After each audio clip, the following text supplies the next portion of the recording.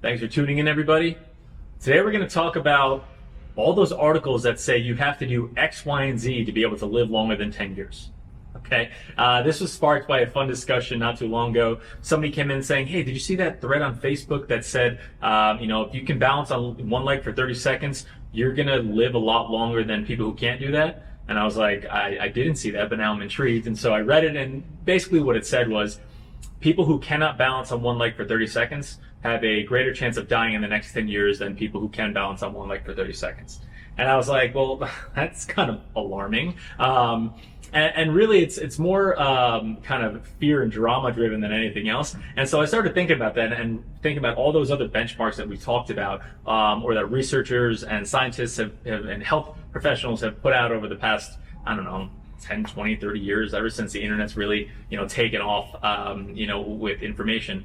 And so we found that there's one with grip strength. You need a certain amount of grip strength to predict longevity. You need to be able to balance on one leg for 30 seconds for longevity. You need to be able to get up off of the floor 10 times without assistance in X amount of time for longevity. You have to be able to get up off of a chair and walk 10 feet and turn around and come back in under 10 seconds in order to not have, fall risk. You have to be able to move X amount of your body weight to do things, right?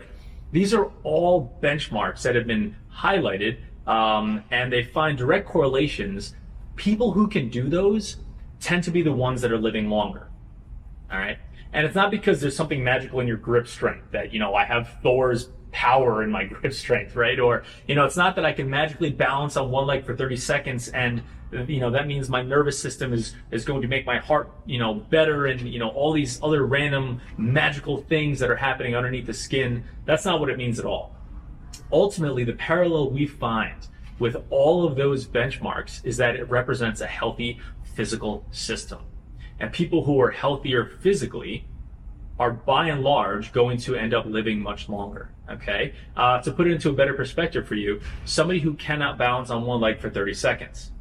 If you're older, that means your balance in general is probably compromised. And if you fall or sustain a fall, there's a greater chance that you may end up sustaining a fracture and you may be bedridden or wheelchair bound or kept immobilized for prolonged periods of time. And what does that mean? If you've ever known anybody who's older or been in the hospital, there's a greater chance you may come down with pneumonia or infections or anything like that. And all those other things are just correlated to having a higher mortality rate. Same thing, if you cannot get up off of the floor, chances are that your musculoskeletal system is just weaker in general. You may find that you're on the older spectrum of age, and you may have a lower mortality compared to somebody else who can do that, simply because your physical system is more resilient. Your cardiovascular system may be more resilient. Your lean muscle tissue may be more resilient. So, those are the things that we really find there. We don't want you to get so bogged down with the fact that, I have to improve only my grip strength because that means I'm going to live longer.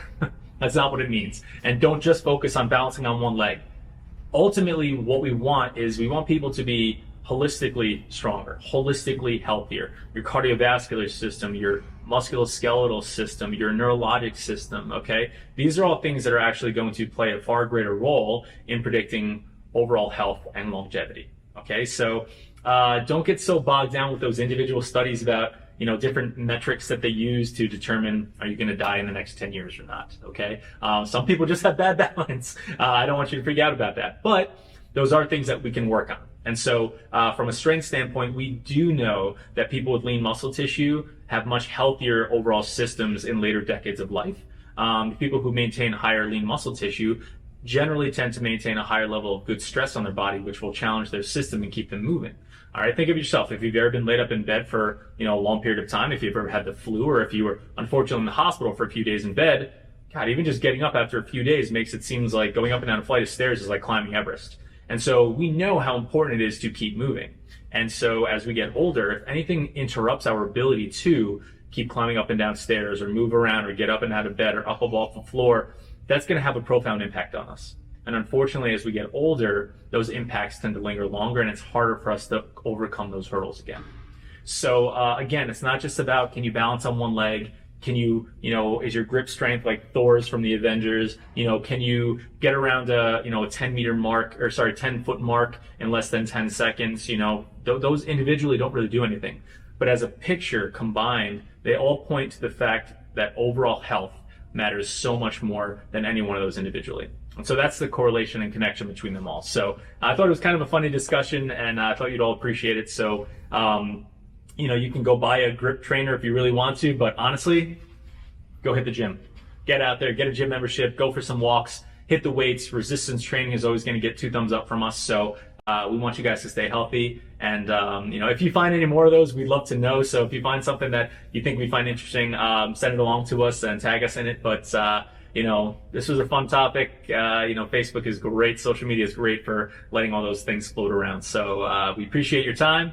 Let us know what you think, and certainly share with us any fun metrics that you might find on how I can live longer. My secret's going to be pizza anyway, so see you guys next time.